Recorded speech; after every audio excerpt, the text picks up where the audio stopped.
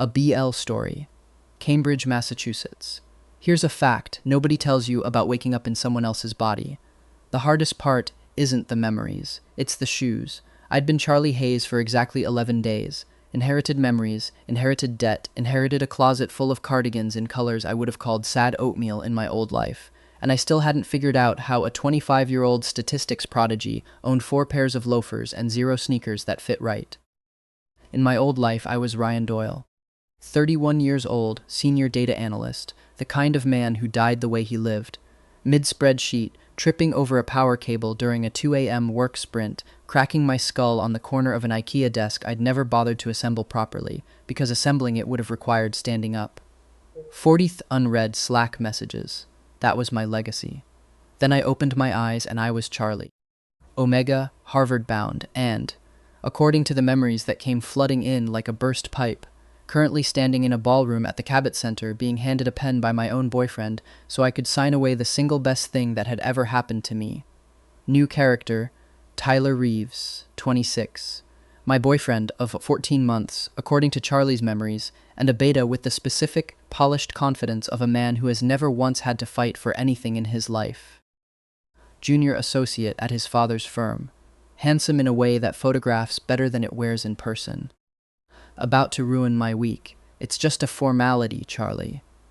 Tyler said this the way beta men say everything important, like it cost him nothing, like the words were a courtesy he was extending me instead of a knife. He had his hand on my lower back, steering me toward a table with a leather folio open on it, and under the chandelier light, his face looked exactly as handsome and exactly as empty as it had in every one of Charlie's memories I'd absorbed. You'll still get into a program somewhere. You always do. Beside him stood a woman in ice blue silk, hands folded, watching me with an expression that wasn't cruel so much as inconvenienced, like I was a delay on her train schedule. New character, Bridget Calloway, 24. Tyler's family arranged intended and, per the memories currently rearranging themselves in my skull, his childhood friend from a Nantucket summer when they were both 12. Old money poise genuinely doesn't seem to enjoy this any more than I do. I respect the commitment to the bit. The Whitfield Research Fellowship, I said slowly, testing the words like they might bite me. You want me to give Bridget my fellowship spot. Our families have been discussing an arrangement for months, Tyler said, and there it was. Arrangement like Bridget was a merger and not a person standing 4 feet away holding her own pen. Her father sits on the board that funds it. If she doesn't get the placement, the whole thing falls apart, and my dad, he exhaled through his nose. You know how he gets. I did not, in fact, know how his dad got. Charlie's memories were 11 days deep in my head and still patchy at the edges, like a radio station losing signal. What I did know, with the crystal clarity of a man who used to build predictive models for a living, was that I was being handed a bad trade and told to feel grateful for the pen. Here's the thing about grief, though. Charlie's grief, still warm in my chest even though the body's original owner was, as far as I could tell, some kind of passenger now, riding shotgun while I drove. 2 weeks ago, before I ever showed up, Tyler had told this body's original Charlie that he loved him. 3 days ago, Tyler had told him about Bridget. And tonight, Tyler was asking him to sign away Harvard on top of it, wearing the same calm, reasonable voice the whole time, like heartbreak was a line item he'd already budgeted for. I should have said no. I knew I should have said no. Some cold, analytical part of my brain, the part that used to catch fraud patterns in 6-month-old data, was already flagging 17 inconsistencies in Tyler's story. But Charlie's memories came with Charlie's exhaustion, a bone-deep, months-long tiredness that had nothing to do with me, and everything to do with a body that had been quietly breaking for a long time before I moved in. I picked up the pen. Charlie, Bridget said. The first thing she'd said directly to me all night, and for a second I thought she might stop this. Instead she just added, quietly, almost apologetically, "The ink's a fountain pen. Press lighter than you think." Advice on my own humiliation, incredible, I signed, the nib scratched. Somewhere behind us a string quartet was murdering a Vivaldi concerto, and somewhere in my chest something that used to belong to a data analyst, and now belonged to an Omega grad student, cracked cleanly down the middle. "Thank you," Tyler said, already checking his phone. "This means a lot. I didn't trust myself to answer." I set the pen down, turned on a heel that had definitely never been designed for a fast exit, and walked directly into a wall of expensive charcoal wool that smelled like cedar and cold air. Coffee, mine, still half full, snagged off a passing tray in a fit of pre-breakdown self-medication, went everywhere, down a white dress shirt, across a silk tie the approximate cost of my monthly rent, all over a face that, when I finally looked up to deliver the world's most inadequate apology, belonged to the single most aggravatingly handsome man I had ever seen in either of my lives. "I am so sorry," I said, already grabbing napkins off the nearest table. Dabbing uselessly at a stranger's ruined shirt like that was going to fix anything about this night. I wasn't looking. I just signed away my future, and I was trying to leave before I did it a second time to something else. And, "You're bleeding. Is that blood? Did I scald you?" "It's coffee, not acid," the man said. His voice was low and dry, the kind of dry that could have been annoyance or could have been amusement, and I genuinely could not tell which only made the whole thing worse. "Though I appreciate the confidence that you're capable of causing that level of damage twice in one evening." Up close, he was absurd. Not model handsome. Sharper than that, all clean lines and unfair cheekbones, dark hair pushed back like he hadn't quite finished a thought about it, and eyes the particular gray of a sky right before it decides whether to storm. Alpha, obviously. The room had gone very slightly quiet around us, the way it does when someone's presence outweighs the guest list. But he wore it like an old coat, not a costume. New character, Liam Ashcroft, 31, Alpha. CEO of Ashcroft Analytics, a data forecasting firm most people in this room only knew from the name on tonight's Step and Repeat banner. Reclusive by reputation, this was allegedly his first gala appearance in 2 years. Currently wearing my coffee. "I really am sorry," I said again, because apparently that was the only sentence I had left in the tank. "I can pay for the dry cleaning. I can pay for a new shirt. I cannot, unfortunately, pay for a new tie, because I believe I just signed away my ability to pay for anything, ever, forever." Something flickered at the corner of his mouth. Not quite a smile. A smile's more cautious older sibling. "That bad? I gave my Harvard fellowship to my ex-boyfriend's future wife an hour after he told me he was marrying her," I said, and then heard myself say it, out loud, to a total stranger, in the middle of a black tie fundraiser, and felt my whole face go up in flames. I don't usually do this, announce my life to people holding napkins." "You're doing remarkably well for a debut," he said. He took the napkin out of my hand, gently, like he was worried I'd hurt myself with it, and finished the job himself, one economical swipe down his own tie that did precisely nothing. "Whitfield Fellowship." I blinked. "You know it?" "I fund it," he said. The floor did a slow, horrible tilt under my very expensive borrowed loafers. "Oh," I said. "Oh no." I just told the guy who funds it that I handed my spot to a woman named Bridget because her father's on his own board, and that this is somehow my dad's fault, except it's not my dad, it's Tyler's dad, and I am. I would like the floor to consider opening up now, if it's not too much trouble. For one whole beat, Liam Ashcroft looked at me, really looked, the way you look at a spreadsheet when a number's off and you're trying to find where the formula broke, and then he laughed. Not a polite society laugh. An actual, surprised laugh, quick and low, gone almost as fast as it came, like it had escaped before he'd given it permission.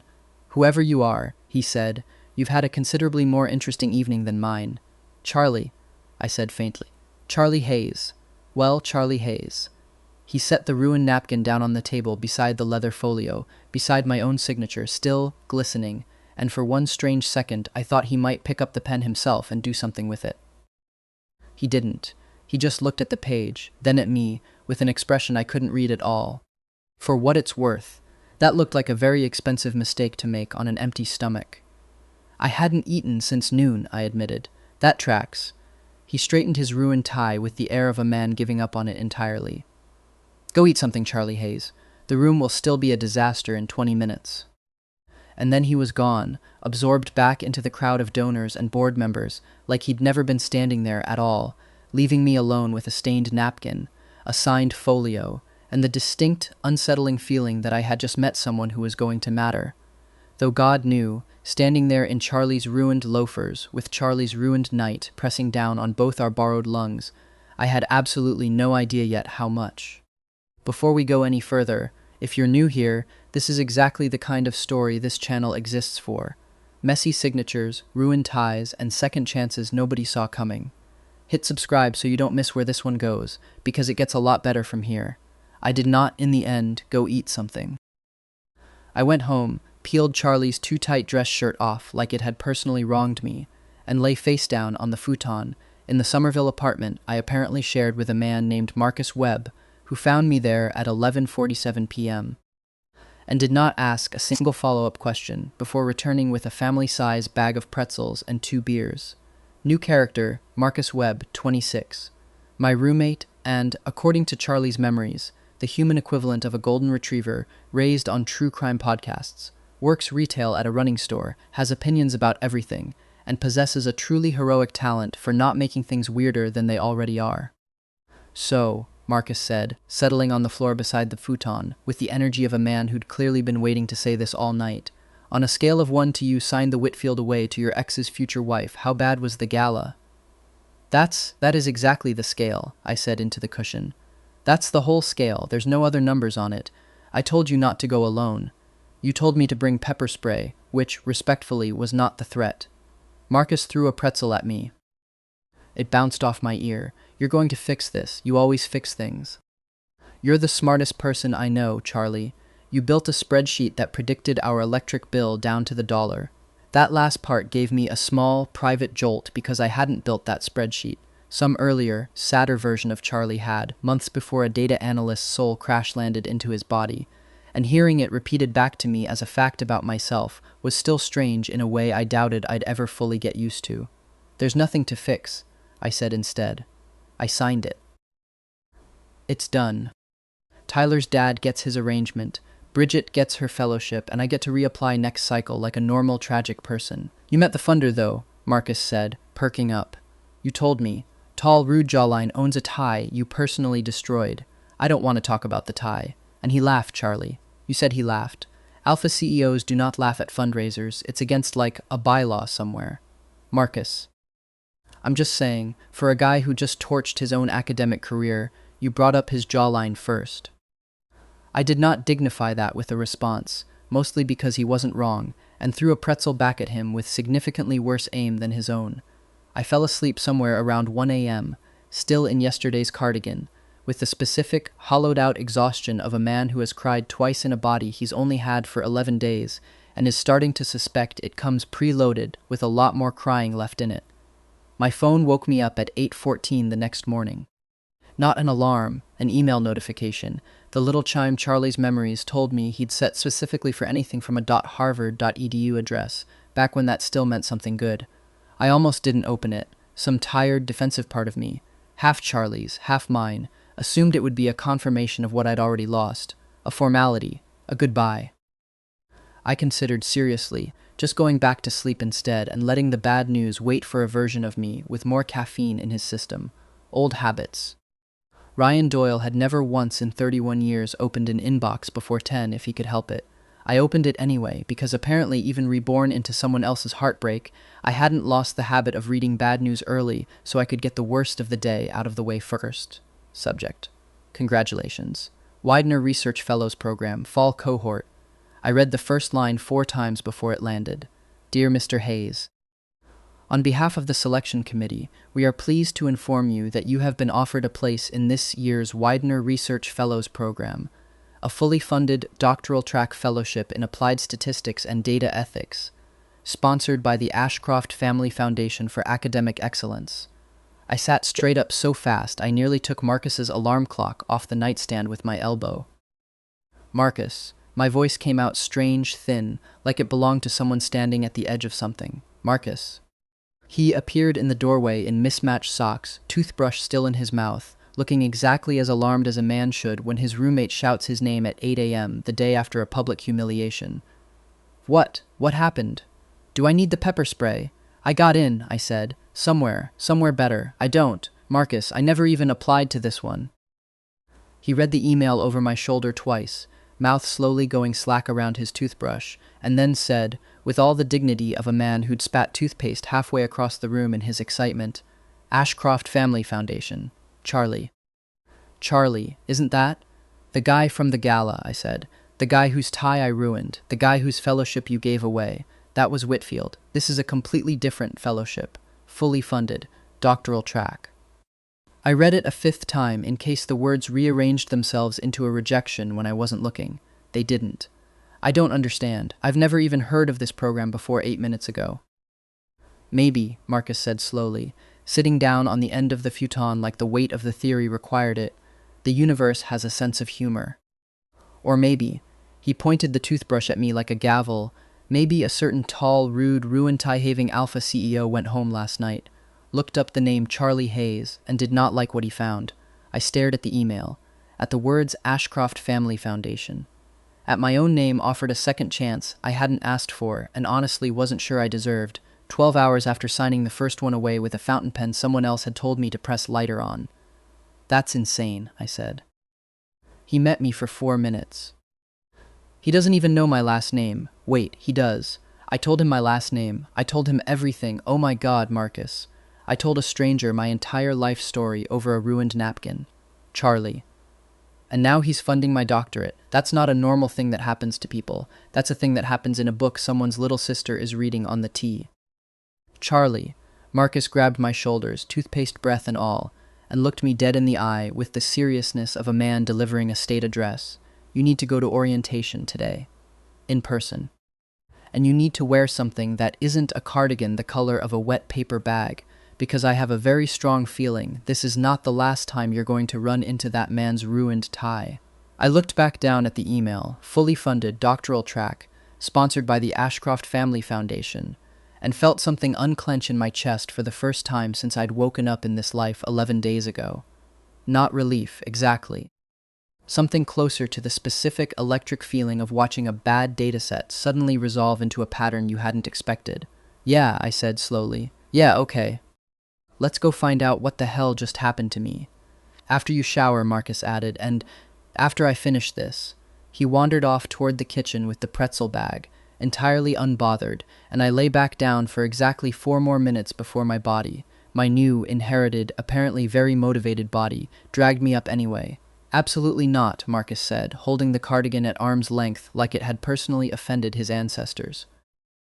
This is a fellowship orientation, Charlie, not a hostage video. It's comfortable. It's the color of wet cereal. You cannot meet your mysterious benefactor again wearing the color of wet cereal. He's not my mysterious benefactor. He's the guy whose tie I ruined, and I'm not trying to impress him. I'm trying to not get my new fellowship revoked on day 1 for showing up looking deranged. Also, I'd like it on record that I considered simply not going and letting you handle it via strongly worded email. Noted and denied, Marcus said, already elbow-deep in my closet, flinging garments over his shoulder with the focus of a man defusing a bomb. You will look put together, which, historically, has been a struggle for you on your best days. No offense. Deep offense taken. We ended up 40 minutes later at a men's shop 2 blocks off the square that Charlie's memories informed me was criminally overpriced but excellent in a pinch, where a very patient older tailor named Mr. Alvarez pinned the sleeves of a charcoal blazer, while Marcus narrated the entire process from an armchair like it was a nature documentary. And here, Marcus intoned, we observe the elusive academic Omega, attempting against all odds to look like he has his life together. I am 1 pin prick away from asking Mr. Alvarez to accidentally stab you. Sir, Mr. Alvarez said mildly, mouth full of pins, I would never do such a thing on purpose. Accidentally, however, I make no promises. See, he gets it, Marcus said, delighted. The blazer, in the end, fit like it had been made for me, which, according to Mr.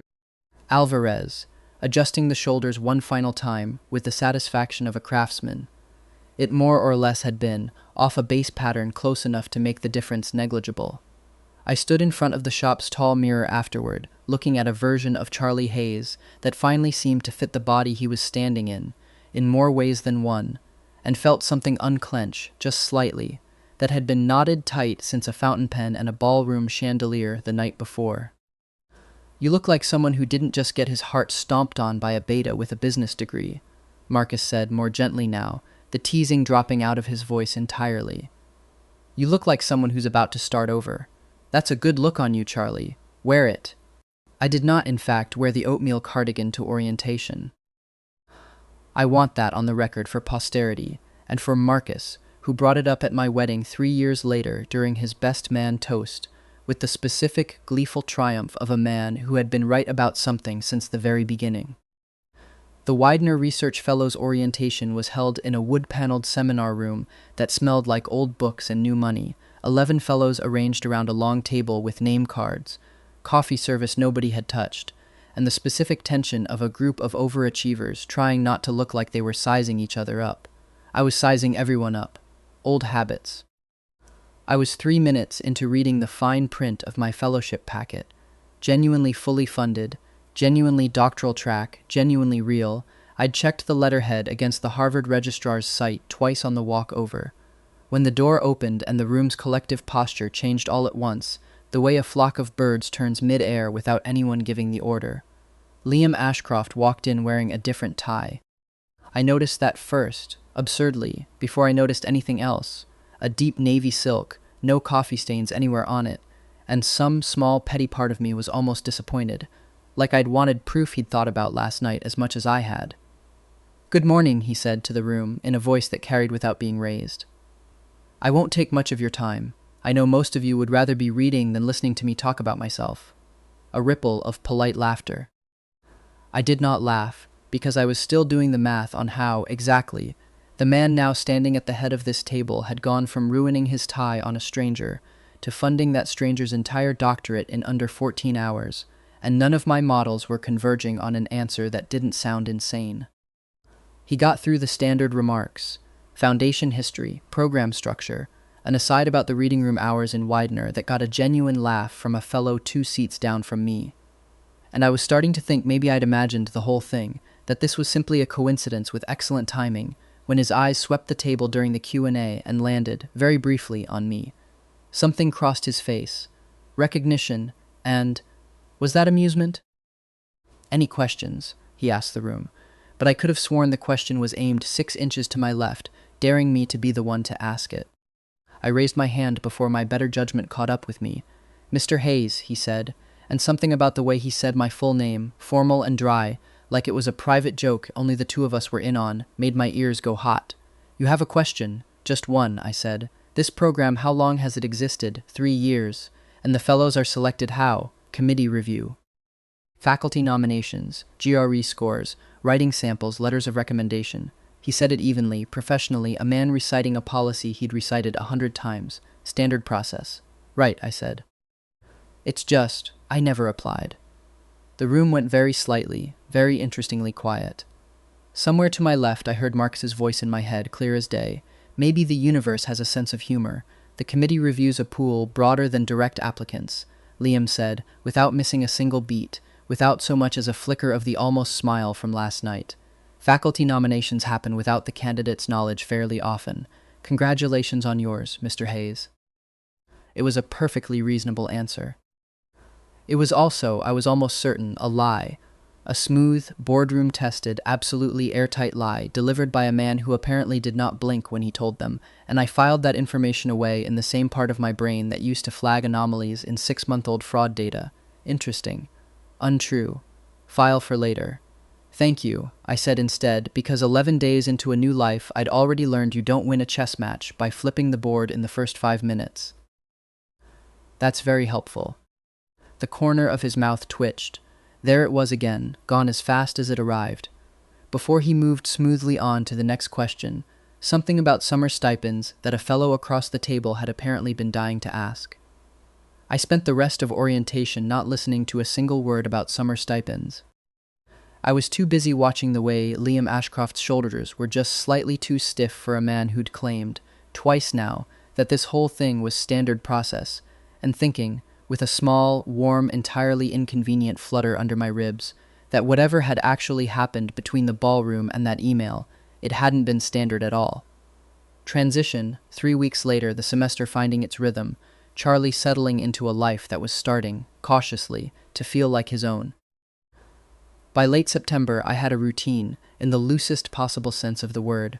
Widener Library, 3rd floor, the long table by the window that got the best afternoon light, a thermos of coffee Marcus insisted I bring, because apparently past Charlie had a habit of forgetting to eat when a dataset got interesting.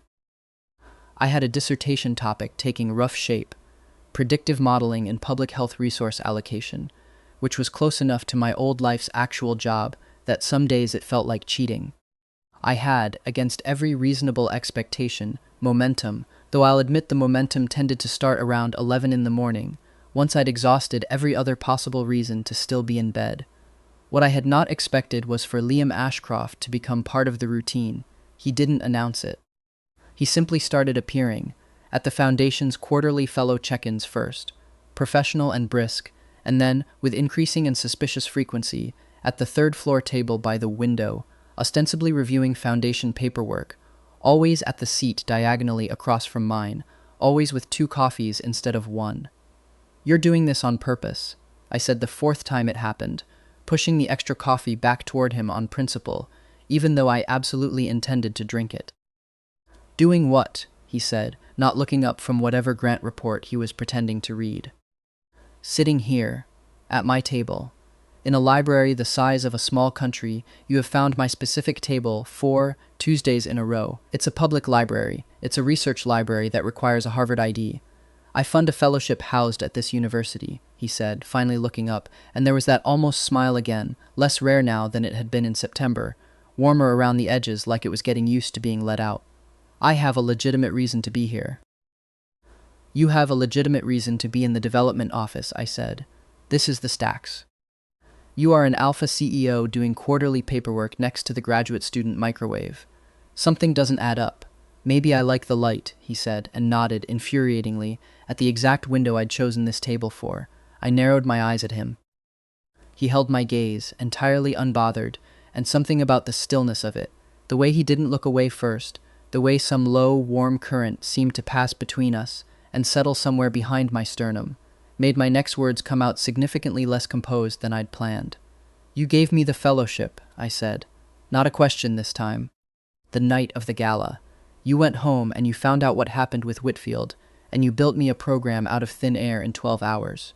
For a long moment he didn't answer. He set down his pen, very deliberately, the way a man sets down a hand of cards he's decided to stop bluffing with. "The program already existed," he said finally, "in name. It's been sitting on my Foundation's books for 2 years, fully funded, structurally sound, waiting for the right first cohort to justify actually launching it. I'd been putting it off." He paused. "You gave me a reason not to put it off anymore, so you did do it for me." "I did it," he said, "because watching a 25-year-old sign away the best offer of his academic life to keep the peace between 2 families who don't actually care whether he eats lunch felt like a problem I had the resources to solve. Whether that qualifies as for you is a question I'm still working out the ethics of, given that I now employ you, in a manner of speaking. You fund my fellowship. You don't employ me." Semantics. Very important semantics if you're about to say something else. Also, while we're confessing things, that faculty nomination story at orientation, I still don't believe it. "You're not supposed to," Liam said, entirely unrepentant. It held up in front of 11 strangers. "That's the bar I set for myself. That's a very low bar for a man who runs a data company.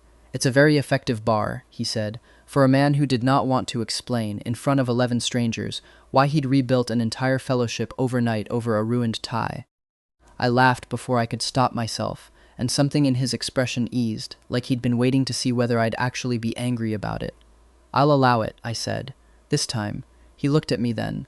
Really looked, the gray of his eyes gone soft and unguarded in a way I hadn't seen since the gala, and for one long, suspended second, the entire 3rd floor of Widener Library seemed to hold its breath along with me. "I looked you up," he said quietly, "after the gala. Your undergraduate thesis, your recommendation letters. The predictive model you built as a research assistant sophomore year that the department's still using. A beat. You're good, Charlie. Genuinely, rarely good. And you were about to disappear into someone else's arrangement because nobody in your life had bothered to tell you that. My throat did something complicated, some tangled 3-week knot of gratitude and disbelief, and a feeling I did not yet have the courage to name loosened, just slightly, in my chest. "Nobody in Tyler's life ever told him no either," I said, quieter than I meant to. "That's kind of the whole problem." "I'm telling you," Liam said, "that giving up on yourself to keep someone else comfortable is a genuinely terrible trade. I have the spreadsheets to prove it if you'd like a formal presentation." A laugh startled out of me before I could stop it. Real, unpolished, the kind that made the grad student at the next table glance over. You absolutely would build a slide deck about my self-worth. I'm told I'm very persuasive in slide format. I bet you are. I picked my coffee back up, warmth spreading through my chest that had very little to do with the cup, and found, for the first time since I'd opened my eyes in this borrowed, complicated, increasingly mine life, that I wasn't thinking about Ryan Doyle's 43 unread Slack messages, or Charlie's fountain pen humiliation, or anything at all except the particular gray of the eyes across the table, watching me like I was a problem worth solving properly. For once, instead of a line item someone else could sign away. For the record, I added, if you ever build that slide deck, I want footnotes. Obviously, he said, and this time, when he smiled, it stayed. By the second week of October, the coincidental library encounters had graduated into something Marcus insisted on calling a whole situation, complete with dramatic pauses and finger gun emphasis whenever he brought it up, which was often. You have a standing Tuesday, he informed me one morning, ticking items off on his fingers over a bowl of cereal he was eating dry, straight from the box, because we were apparently out of milk again. A standing Tuesday with an alpha CEO. Do you understand how that sounds out loud? It's paperwork, I said without conviction. It's 2 coffees, Charlie. Nobody buys 2 coffees for paperwork. I did not have a good rebuttal for that, mostly because he was right, and also because I was still working up the nerve to admit, even to myself, how much I'd started looking forward to Tuesdays, and how much of my Monday nights were now spent deciding, with genuine strategic effort, which sweater made me look like I hadn't put in any effort at all. Marcus's opinion on the matter escalated from commentary to active field research the following Friday, when the Ashcroft Family Foundation hosted its autumn donor mixer at a restored brownstone off Newbury Street, and I made the catastrophic error of leaving my +1 invitation sitting face up on the kitchen counter. I am coming, Marcus announced, already halfway into a blazer that did not technically belong to him. This is a foundation event. I am foundation adjacent. I live with a fellow. That's basically a title. That is not a title anywhere in any organization. It's a title in my heart, Charlie, and my heart is coming to the mixer. He came to the mixer. To his credit, Marcus lasted a full 11 minutes, behaving with something approaching decorum before he cornered a waiter, procured an entire tray of the little smoked salmon crostini for quality control purposes, and then spotted Liam across the room deep in conversation with 2 board members and decided, with the confidence of a man who has never once considered the consequences of his own actions, that this was the moment to introduce himself. Ashcroft, Marcus said, extending a hand that still had crostini crumbs on it. Huge fan of the foundation. Huge fan of what you've done for my roommate's whole personality this fall. He used to just be sad about spreadsheets. Now he's sad about spreadsheets and checks his phone every 11 minutes on Tuesdays. Real growth. I have never, before or since, wanted to disappear into a parquet floor so completely. Liam, to his eternal credit, did not so much as blink. He shook Marcus's crumb-covered hand with the grave courtesy of a man closing a merger. You must be Marcus. Charlie's mentioned you extensively. Has he? Marcus said, delighted, shooting me a look over Liam's shoulder that promised a full interrogation later. What's he said? That you once ate an entire rotisserie chicken during a Sunday grocery run because, and I'm quoting him directly, it seemed rude to make it wait in the bag. Marcus considered this. That's fair. That's a completely fair thing for him to have said. Marcus considered this further, chewing thoughtfully on a crostini that was technically not his to eat. Did he also mention that I once organized an entire intervention because Charlie refused to get off the futon for 4 consecutive days during midterms? Because that's the real character work if you're looking for material. He also said, Liam continued deadpan, that you have opinions about running shoes strong enough to end friendships. Only friendships with people who buy the wrong drop height, Marcus said with real feeling, and by the time I finally managed to extract him from the conversation 20 minutes later, the 2 of them had somehow arrived at a genuine ongoing debate about marathon nutrition that I suspected, with mounting horror, was not going to end that night. He's great, Marcus informed me in the coat check line, entirely too pleased with himself. He gave me his card. He said, and I quote, "Anyone willing to publicly humiliate Charlie at a networking event is clearly a person of good judgment." That is not what a normal CEO says to a stranger. He's not a normal CEO, Charlie. He built you a doctorate overnight because you spilled coffee on him. Normal left the building weeks ago. Later, walking me to the tea station because he'd insisted, Liam brought it up himself, hands in his coat pockets, breath fogging faintly in the October chill. Your roommate is a menace, he said, without heat. He means well. He told 3 separate board members that you talk in your sleep about confidence intervals, which I choose to believe is an exaggeration. It is occasionally not an exaggeration, I admitted, and watched, with a small private thrill, the way that got a real surprised laugh out of him. For the record, he added, as we reached the station steps, I liked him. Don't tell him that. He'll never leave. Too late, I said. He already thinks he has a standing invitation to your board meetings. He does not. You gave him your card. That, Liam said, with the specific, weary dignity of a man who already knew he'd lost this particular argument before it started, was a mistake I intend to spend a very long time regretting. He didn't sound like he regretted it at all. We ended up, somewhat inevitably, at the all-night diner near the tea station, because Marcus declared himself too invested in this relationship to just go home, and ordered a plate of disco fries he had no intention of finishing alone. So when's the wedding? Marcus said, around a mouthful of fries, entirely too pleased with himself. We've had 4 dates that weren't technically dates, I said. Slow down. I give it a year. Maybe less, given the pace you two operate at. You met the man in September, and by October he's memorizing your sleep-talking habits from secondhand gossip. That is not a normal engagement timeline for 2 people who are, and I quote you directly, just doing paperwork together. We are just doing paperwork together. Charlie. Marcus set down his fork with the gravity of a man about to deliver hard truths. You haven't worn the oatmeal cardigan since the gala. Not once. You used to wear that thing like a security blanket. Now you own 3 new sweaters that all happen to be the exact shade of gray his eyes are, and you think I haven't noticed, and I have noticed, and I will be bringing it up at every future opportunity for the rest of both our lives. I did not have a rebuttal for that either, which was, by that point in October, becoming an uncomfortably reliable pattern whenever Marcus was involved. The trouble arrived, as trouble often does, wearing a very good coat.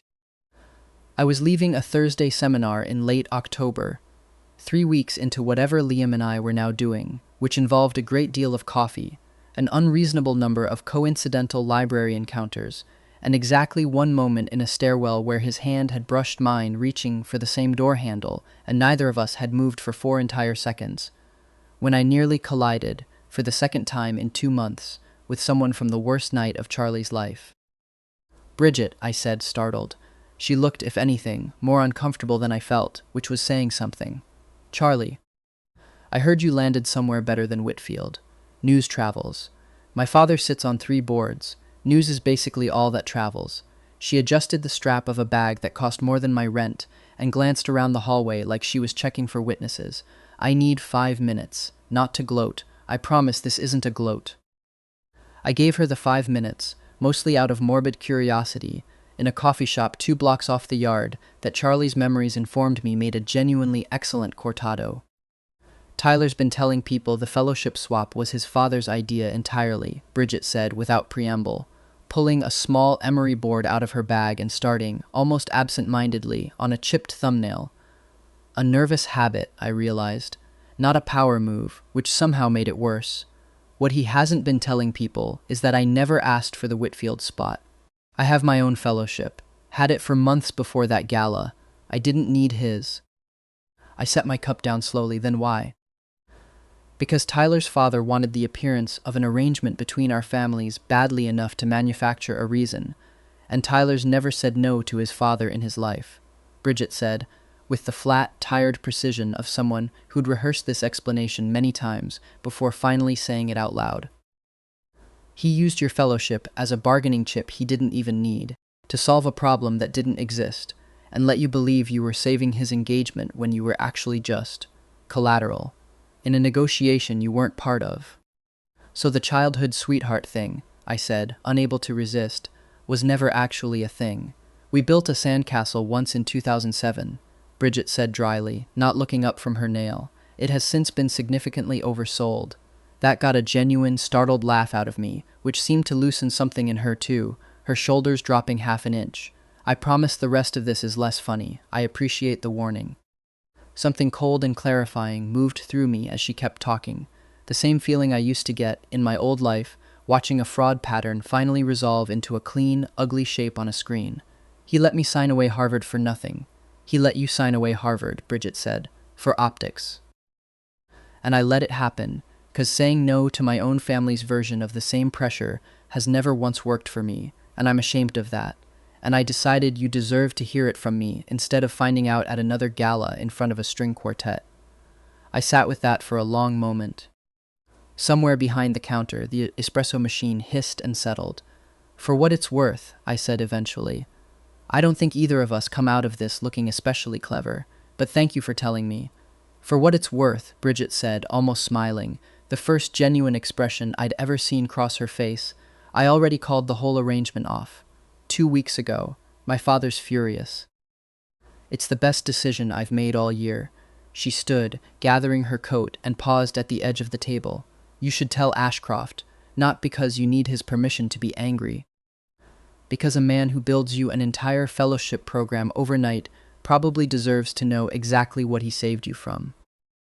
I did not, in the end, need to tell Liam anything, because Marcus, bless his true crime podcast heart, had apparently already done a full amateur investigation of his own, and the story of Tyler Reeves manufacturing a fake family crisis to extract a fellowship spot he didn't need had, within a week, made a slow, deeply satisfying lap around the entire graduate program, gathering commentary as it went.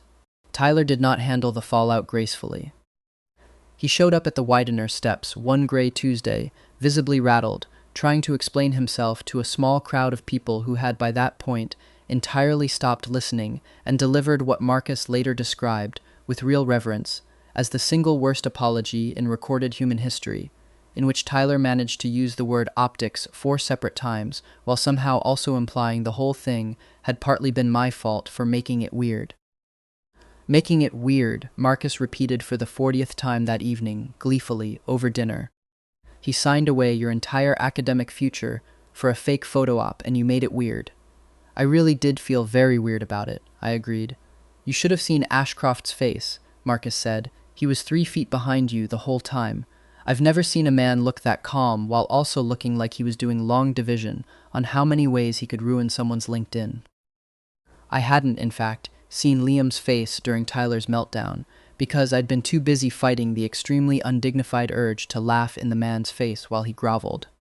But I thought about it later that night, replaying it, Liam standing quietly behind me the entire time, not stepping in, not needing to, just present, steady, letting me have the moment instead of taking it from me the way everyone else in this whole miserable saga apparently had, and something in my chest went warm and certain in a way it hadn't since long before either of my lives began. New character, Reginald Reeves, 58. Tyler's father, a man Charlie's memories filed under terrifying at Thanksgiving, otherwise mostly harmless. Managing partner at a mid-size private equity firm, allergic to being embarrassed in public, about to be embarrassed in public. Tyler's father did not take the public unraveling of his manufactured arrangement well. He apparently decided the appropriate response to his son's humiliation was to request a private meeting with Liam, ostensibly about foundation transparency, which everyone in the building correctly clocked as an attempt to lean on an alpha CEO into quietly rescinding my fellowship on a technicality. I only found out it had happened because Liam texted me a single line at 6 p.m. That Wednesday, dinner tonight. I have a story you're going to enjoy far more than you should. He walked into my office. Liam said over pasta at the small Italian place near his building that had, over the past month, quietly become ours, with a printed copy of the Foundation's original bylaws, apparently hoping I hadn't read my own organization's governing documents, and suggested that awarding a fellowship to a candidate with, and I'm quoting directly, personal entanglements with the benefactor, constituted a conflict of interest requiring review. Oh no, I said, not even trying to hide my delight. What did you say? I told him he was welcome to file a formal complaint with the board. Liam speared a piece of gnocchi with the unbothered precision of a man recounting something that had barely registered. And then I mentioned that the board includes 2 former federal judges, one of whom personally approved the Widener program's charter 18 months before I ever met you, which makes personal entanglement a fairly difficult claim to sustain given the timeline. You had the receipts. I always have the receipts. It's a personality flaw. He topped off my wine, unhurried, clearly enjoying himself and not particularly caring who noticed. He asked, somewhat desperately, whether there was anything at all he could offer to make the situation go away quietly. I suggested a public, written apology to you, copied to the entire graduate program, acknowledging that his son had misrepresented a manufactured family emergency to extract an academic placement under false pretenses. I nearly choked on my wine. You didn't. I did. He sent it Friday. Marcus has already framed a printout. It's currently hanging in our kitchen, next to the microwave. It was, in fact, hanging in the kitchen when I got home that night, laminated, no less, with a post-it in Marcus's handwriting that read Exhibit A. Optics actually stuck to the bottom corner, and I stood there in the doorway for a long moment, reading Reginald Reeves's stiff, humiliated, entirely well-deserved apology, feeling something in my chest settle fully and finally into place. Nobody was signing anything away on my behalf anymore, not without reading the fine print first, not without me in the room. He found me at the third-floor table 2 days later, past closing, the reading room down to its last stragglers and a librarian pointedly turning off lights section by section like a countdown. "You're not returning my texts about dinner," Liam said, sliding into the seat across from me without asking, which is either a very good sign or a very bad one, and I've spent the last 4 hours unable to determine which. "I've been thinking," I said, closing my laptop, "about spreadsheets. Ominous. About the one you never actually built. The one about self-worth. You said you had footnotes." Something flickered across his face. Caution, maybe, or hope trying very hard to disguise itself as caution. "I did offer footnotes. I think," I said, "I finally understand what would go in them."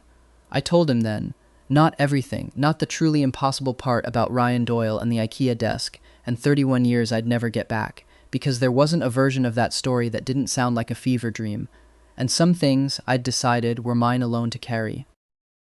But I told him about Charlie, about signing away a future to keep someone else's family comfortable, and how it had taken a stranger's ruined tie and an overnight fellowship and 6 weeks of library coincidences to teach me the difference between being loved and being used politely, with excellent manners, by someone who never once thought to ask what I wanted.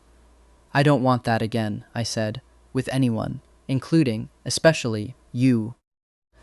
"If this is another arrangement, Liam, if there's a version of this where I'm useful to you, and convenient and easy to fold into a foundation's PR narrative about second chances, I need you to tell me now, because I have exactly one fountain pen left in me, and I'm not signing anything else I haven't read the fine print on." The reading room's last light clicked off behind us, leaving us in the amber wash of the desk lamp and the window's blue evening dark. Liam didn't answer right away.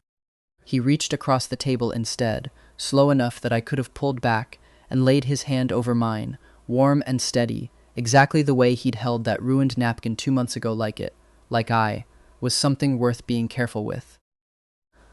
"I built you a fellowship program in one night," he said quietly, "for a man I'd known for 4 minutes and one ruined necktie, because something in me looked at you signing that folio and decided, immediately and completely irrationally, that I was not going to let that be the end of your story.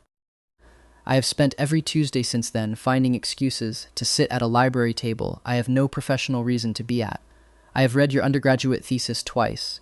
I know the specific ridiculous fact that you take your coffee with too much cream because your roommate told me, unprompted, at a foundation mixer he was absolutely not invited to. He does that, I gathered. His thumb moved once gently over my knuckles. Charlie, this was never an arrangement. It's not convenient, and it's not politic, and my board has genuinely asked me, twice, to please stop attending Widener Foundation check-ins in person when a phone call would suffice. I'm not doing this because it's easy. I'm doing it because somewhere between a ruined tie and a library table by a good window, you became the most interesting variable in my entire life, and I would very much like to find out what happens next, if you'll let me. The reading room was empty now, and quiet and cold in the particular way old libraries get after dark, but none of that registered, because I was too busy looking at a man who'd rebuilt a fellowship program overnight, rather than let a stranger disappear into someone else's convenience, telling me, in the driest, most Liam Ashcroft way possible, that he was in love with me. "Okay," I said, my voice not quite steady. "Okay, I'm saying yes, to the spreadsheet." to whatever comes after it. I leaned across the table, close enough now to feel the warmth radiating off him, close enough to watch his breath catch. Just ask me properly, once. I think I've earned one uncomplicated question in this whole mess. He huffed something that was almost a laugh, low and rough, and reached up to tuck a piece of hair back from my face with a gentleness that undid something in my chest all over again. "Charlie Hayes," he said, "would you like to have dinner with me? No foundation business, no fellowship paperwork. Just dinner, and then, if you're amenable, considerably more than dinner." "Yes," I said, and closed the last of the distance myself, kissing him there in the dead quiet dark of the Widener third floor, coffee and setter, and 6 weeks of careful, patient library table waiting finally warmly, resolving into something neither of us had to sign away. Somewhere below us, a security guard's radio crackled. Neither of us moved to answer it. He took me to dinner 3 nights later, and true to his word, there was not a single mention of fellowship paperwork, foundation quarterlies, or grant reports anywhere on the itinerary. It was a small place in the North End, the kind of restaurant that didn't bother with a sign out front, because everyone who mattered already knew where it was. Checkered tablecloths, a single candle guttering in a wax-crusted bottle, the smell of garlic and browning butter drifting out from a kitchen no bigger than my apartment's bathroom. Liam had apparently been coming here since he was 22 and too broke to afford anything else, back before Ashcroft Analytics existed, as anything more than a business plan scribbled on the back of a napkin, very like the one I'd once used to apologize to him. "You've never told me that story," I said, tearing a piece of bread I had no intention of buttering evenly. "How you started the company. It's not an interesting story. Loans, spreadsheets, 3 years of instant ramen." He watched me over the candlelight, something soft and unguarded settling into the lines of his face that I'd only ever seen at the reading room table, late, when he thought no one else was looking. "You'd have found it tedious. All the parts you'd find interesting, the modeling, the actual mathematics of it. I outsourced to smarter people the moment I could afford to. I'm better at convincing rooms full of skeptical men in bad suits to write large checks than I am at building the thing the checks are actually for. Smarter people like me. Considerably smarter than me, yes.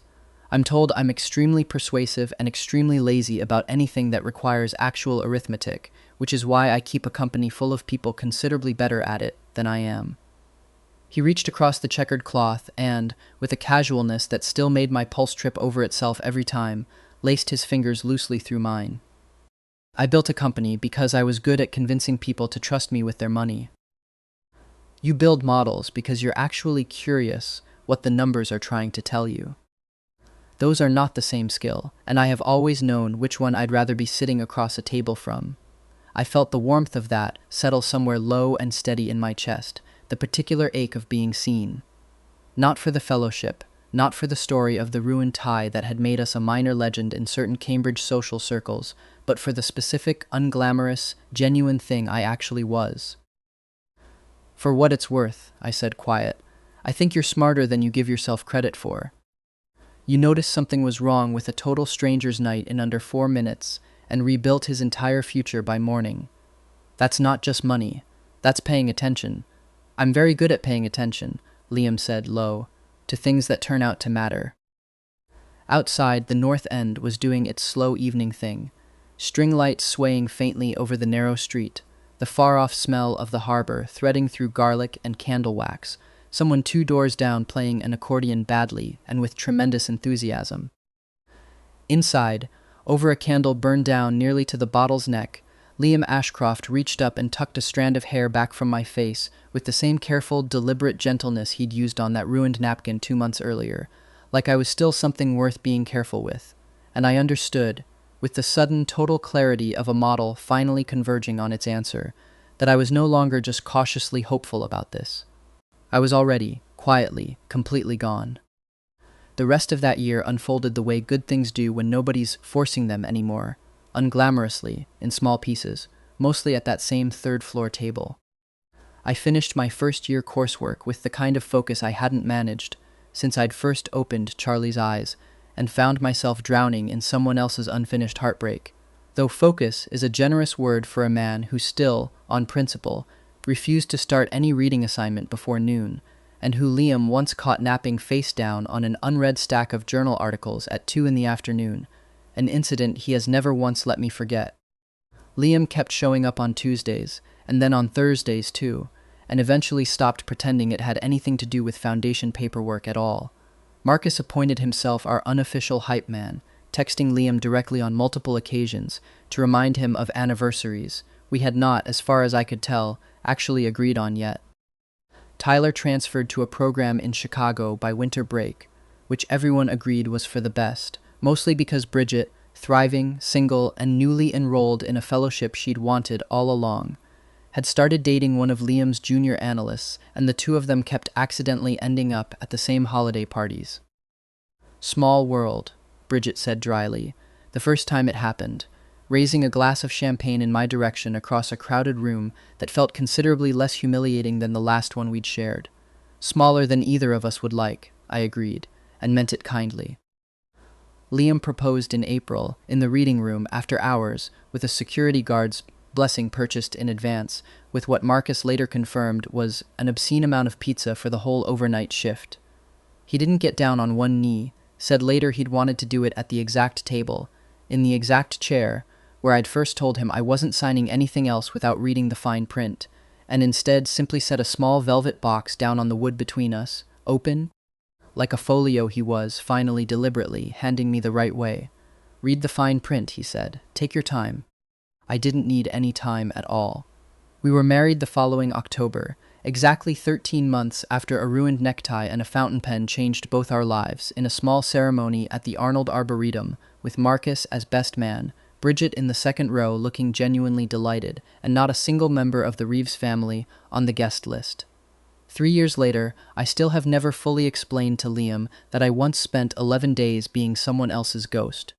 Some mornings, watching him make coffee too strong in our kitchen in Cambridge, humming something tuneless and off-key, while he burns toast with the specific incompetence of a man who can run a 9-figure company but cannot, under any circumstances, be trusted near a toaster. I think about telling him everything. The 43 unread Slack messages. The IKEA desk. All of it. Then he turns around, catches me staring, and says something like, "You have the face you make when you're about to tell me something ridiculous, and I decide some mysteries are more fun left unsolved." "I was just thinking," I said this morning, stealing his coffee before he could stop me, "that you owe me approximately 4 ties at this point." "I've counted 5, he said, without looking up from the paper. "You have a documented pattern of behavior around silk neckwear, Mr. Ashcroft Hayes.